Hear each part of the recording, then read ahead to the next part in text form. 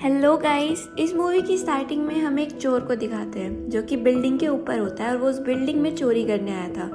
अब वो चोर रोप की मदद से विंडो के थ्रू अंदर आता है और वहाँ पे वो एक पेंटिंग को चुराने आया था। वो पेंटिंग के पीछे वाली वायर को कट करके पेंटिंग लेके पोस्ट बॉक्स में डाल देता है। उस रोल पे उसने ग्रीनी लिखा था, यानी कि ये पेंटिंग ग्रीनी के पास जा रही थी। अब दूसरी बिल्डिंग से हम देखते हैं कि कोई आदमी उस पर नजर रख रहा था और सीन यहीं कट हो जाता है। उसके बाद हमें वेवरलीन इंश्योरेंस कंपनी का सीन दिखाते हैं जहाँ पर एक वर्जीनिया नाम की लड़की उसी पेंटिंग के बारे में रिसर्च कर रही थी। असल में वो रेमराल्ड की पेंटिंग थी और वो बहुत ज़्यादा एक्सपेंसिव थी। जिस क्लाइंट ने उस पेंटिंग को खरीदा था उसने यहीं से इंश्योरेंस करवाया था। अब इन कंपनी वालों को उसे पैसे देने पड़ते, इसलिए वो पहले उसके बारे में पूरा सर्च कर रही थी। अब वहाँ पे वो ऑक्शन की वीडियो देखते हैं जहाँ पर वो दुनिया का सबसे मशहूर चोर मैक देखते हैं। अब वर्जीनिया को पूरा यकीन है कि मैक ने ही इसी पेंटिंग को चुराया है। वो ये बात अपने सीनियर हेक्टर को बताती है। मैक चोरी अपने शौक के लिए करता है। अब उनको कुछ समय बाद ये भी पता चलता है कि वहाँ पर लंदन में एक एग्जीबिशन है एक मास्क का, और मैक उसे चुराने की कोशिश ज़रूर करेगा। हमें उसके पीछे जाना चाहिए। इसके बाद इन्हें पता चलता है कि मैक तो कल ही निकल गया लंदन के लिए। उसके बाद हम देखते हैं कि हेक्टर वर्जीनिया को अपनी गन पकड़ाता है और कहता है कि तुम्हें मैक का पीछा करना है, और वहाँ पर वर्जीनिया मैक के पीछे है। वो वहाँ पे मैक के पीछे एक बिल्डिंग के पास जाती है जो कि एक कंपनी होती है। मैक अंदर जाता है और थोड़ी देर बाद अलार्म बजता है। अलार्म बजने के साथ ही मैक भी बाहर आ जाता है। उसके बाद हमें दिखाया जाता है कि वर्जीनिया शाम को अपने रूम में जाती है जहाँ वो देखती है कि उसका सूटकेस गायब है। अब उसके पास पहनने के लिए कुछ भी नहीं है। रात को जब वो सो रही होती है तो अचानक उसकी नींद खुलती है। वो देखती है कि मैक उसके सामने बैठा है, उसके हाथ में उसी की गन है। मैक पूछता है कि तुम मेरा पीछा क्यों कर रही हो, तो वर्जीनिया कहती है कि मैं तुम्हारी हेल्प चाहती हूँ। मैक मैगजीन उठाता है और वर्जीनिया कहती है कि मुझे मास्क चुराना है पर मुझे तुम्हारी हेल्प चाहिए। वो उसे सुबह एक जगह मिलने के लिए बुलाता है और अंधेरे में कहीं गायब हो जाता है। अगली सुबह हम देखते हैं कि मैक वर्जीनिया को लेकर एक शॉप के सामने जाता है। वो उसे एक वाच चुराने के लिए कहता है। वर्जीनिया अंदर वाच चुराने जाती है लेकिन ओनर के साथ उसका झगड़ा हो जाता है और उसी झगड़े के बीच में वो वाच टूट जाता है।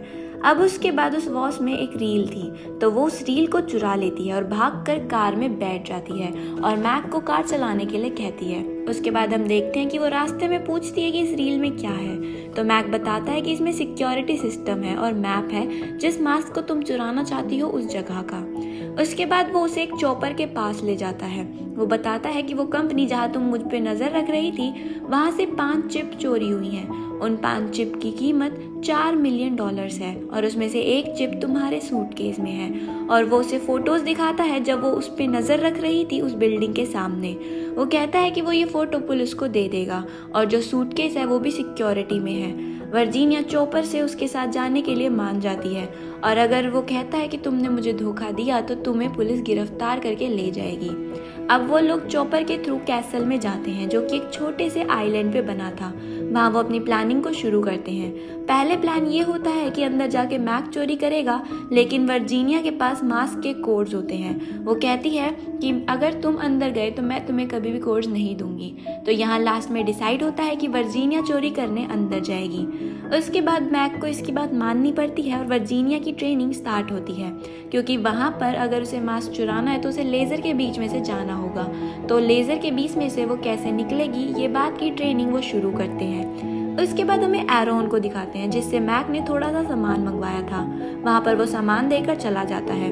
उनकी प्लानिंग के दौरान हम देखते हैं कि वर्जीनिया बताती है कि रेमराल्ड की पेंटिंग उसने चोरी करी थी। अब वो बताती है कि मैं एक प्रोफेशनल चोर हूँ और मैंने मेल बॉक्स से उसे पोस्ट कर दिया था ग्रीनी को। अब मैक वही पेंटिंग को लेकर आता है। वो कहता है कि मैं चोरी क्यों करूँ जब मुझे इतनी आसानी से पेंटिंग मिल ही रही थी। असल में दूसरी बिल्डिंग से जो वर्जीनिया पर चोरी करते टाइम स्टार्टिंग में नजर रख रहा था वो और कोई नहीं बल्कि मैक ही था। अब इस छोटे से झटके के बाद इनकी प्लानिंग चलती रहती है। मैक वर्जीनिया को एक ड्रेस गिफ्ट करता है जो कि उसे एग्जीबिशन में पहन कर जानी है। तो वर्जीनिया कहती है कि मुझे भी तुम्हें कुछ देना चाहिए। वो साइकिल से टाउन में जाती है और वहाँ वो फोन बूथ से हेक्टर को फोन मिलाती है। वो कहती है कि मैं मैक के साथ रुकी हूँ, वो मास्क चोरी करने जाएगा और जब वो ऐसा करेगा तब हम उसे पकड़ लेंगे।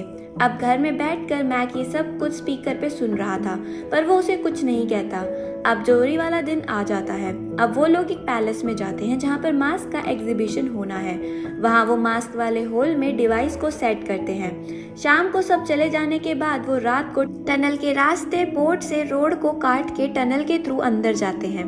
अंदर उसी होल के फ्लोर के नीचे वो पहुंच जाते हैं। उसी डिवाइस के थ्रू उन्हें पता चलता है कि एग्जैक्टली वो टाइल कौन सी है और वो उसी के नीचे पहुंच जाते हैं। रात में यहाँ एक सिक्योरिटी गार्ड होता है, बट साइड में चर्च है जिसकी कई बार बेल रिंग होती है और जितनी बार वो बेल रिंग होती है उतनी बार ही वो डिवाइस से ऊपर मारते हैं और वो आसानी से फ्लोर की टाइल को हटाकर उससे ऊपर चले जाते हैं। मैक डिवाइस से सारी लेजर लाइट को देखता है। वो एक डिवाइस को वहाँ रखता है जिससे वो देख रहा था। अब मैक जब वर्जीनिया ऊपर जाती है तो उसे गाइड करता है। वर्जीनिया को लेज़र नहीं दिख रही थी और मैक को वो सारी लेज़र दिख रही थी और उसी की हेल्प से वो उसके पास पहुंच जाती है। अब उसके बाद वो कोड्स को डालती है और मास्क का गिलास हट जाता है।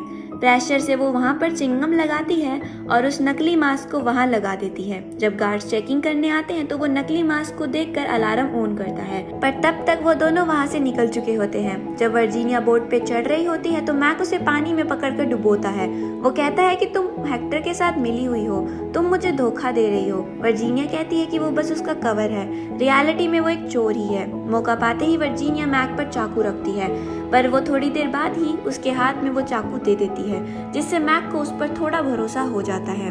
अगले सीन में हमें दिखाते हैं कि वो दोनों मलेशिया में हैं। वर्जीनिया कहती है कि मेरे पास एक न्यू जॉब है। इसके बाद वो मैक को लेकर एक रूम में जाती है जिसके सामने ही बिल्डिंग दिख रही थी जिसमें उसे चोरी करनी है। वर्जीनिया कहती है कि ये वो बिल्डिंग है जो बहुत बड़ी बिल्डिंग है और यहाँ पर से ये सारी बैंक्स जो कि छोटी छोटी बैंक्स होती है उनमें पैसे भेजती है। ये बहुत बड़ी बैंक है और यहाँ पर जितना भी सिस्टम है वो एक वॉलेट में है। यहाँ के चेयरमैन के रेटिना से ही वो वॉलेट खुल सकता है। उसने ग्रीनी के आदमियों के साथ मिलकर किसी के हाथ से चेयरमैन की आंखों में पेपर स्प्रे डलवाकर डॉक्टर की मदद से उसके रेटिना का स्कैन ले लिया है। अब वो उसे एक सीडी दिखाती है। वो कहती है कि 5 साल इंश्योरेंस कंपनी में काम करके मैंने ये सीडी तैयार करी है। इसमें ऐसा प्रोग्राम है जो उसको बताएगा कि दुनिया के सभी बैंकों से थोड़ा थोड़ा अमाउंट पैसा लेकर वो उसके अकाउंट में ट्रांसफ़र करे और ये होंगे $8 बिलियन। मैक पहले तो मना करता है, लेकिन बाद में वर्जीनिया जब उसे 50-50 करने के लिए कहती है तो वो मान जाता है।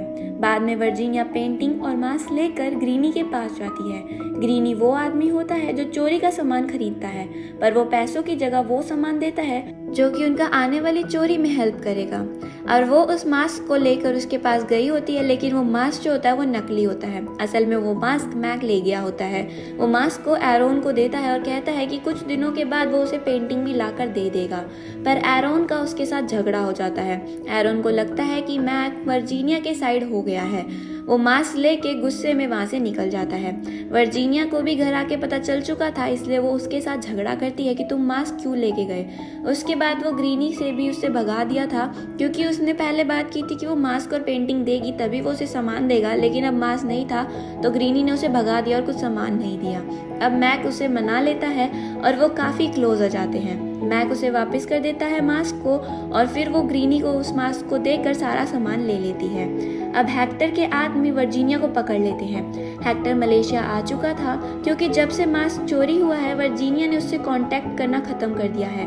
हेक्टर कहता है कि उसने वर्जीनिया और मैक की क्लोज फोटोज़ देखी और वो उसे फ़ोटोज़ भी दिखाता है। अब उसके जाने के बाद पीछे से एरोन निकालता है, मतलब हम समझ सकते हैं कि एरोन ने ही वो पिक क्लिक करी थी और उसने ही उसे वो पिक दी थी। अब उसके बाद चोरी वाला दिन आता है। ये न्यू ईयर वाला दिन था, उन्होंने इसी को चुना था क्योंकि यहाँ पर न्यू ईयर के दिन 30 सेकंड के लिए वॉलेट की सारी सिक्योरिटी बंद होती है और इसी 30 सेकंड में वो चोरी करेंगे।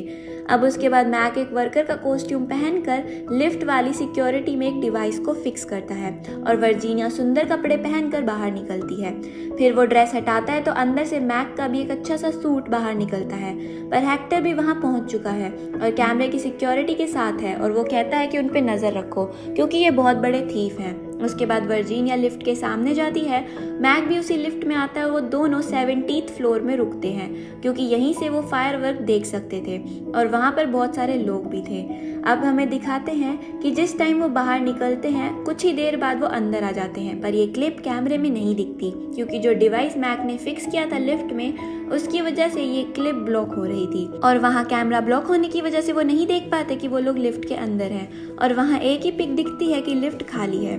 अब वो उस फ्लोर पे पहुँचते हैं जहाँ वॉलेट है, वो कोड्स डालकर वॉलेट को खोल देते हैं और अंदर रेटिना स्कैन करके कंप्यूटर ओपन करते हैं। वहाँ वो नॉर्मल सी सीडी डालते हैं और 30 सेकंड जब सिक्योरिटी रुकती है तब वो केबल्स चेंज कर देते हैं। 30 सेकंड कंप्लीट होके उनके पैसे ट्रांसफर हो जाते हैं। बट अब जब वो कंप्यूटर को डिस्कनेक्ट करते हैं तो उन्हें पता चल जाता है कि वॉलेट के डोर बंद होने वाले हैं। सबको पता चल चुका है कि वो लोग यहाँ पर हैं। पुलिस जल्दी जल्दी ऊपर आ रही है, गार्ड्स भी उन्हीं की तरफ आ रहे हैं। वो जैसे तैसे करके सीढ़ी निकालते हैं और डोर को स्टूल से लगाकर रोकते हैं और फिर वो बाहर निकलते हैं। अब पुलिस उनकी तरफ आ रही थी तो वो विंडो को तोड़कर बाहर निकलते हैं और वो तार जिस पे डेकोरेशन लाइट्स लगी होती हैं उस पे लटक लटक के जाते हैं, पर बीच में वो तार टूट जाती है और वो ऑलमोस्ट गिरने ही वाले थे, लेकिन लकीली वो दूसरी तरफ पहुंच जाते हैं। भागते हुए वो टनल के थ्रू निकलने वाले थे पर पुलिस आ चुकी थी। मैक बताता है कि अब हमें प्लान बी को इंक्लूड करना चाहिए। प्लान बी में वो वर्जीनिया को एक छोटा सा बैग देता है जिसमें मिनी पैराशूट था और वर्जीनिया को वहां से अंदर कूदने को कहता है। वर्जीनिया कूदना नहीं चाहती थी लेकिन वो थोड़ी देर में कूद जाती है और मैक वहीं रुक जाता है। वर्जीनिया रेलवे स्टेशन पर दुखी होती है क्योंकि उसे लगता है कि मैक मर चुका है, लेकिन मैक वहाँ आता है और वो खुश हो जाती है। लेकिन वहाँ हेक्टर और एरोन भी आते हैं जो कि FBI एजेंट हैं और मैक उन्हीं की हेल्प कर रहा था वर्जीनिया को पकड़वाने के लिए।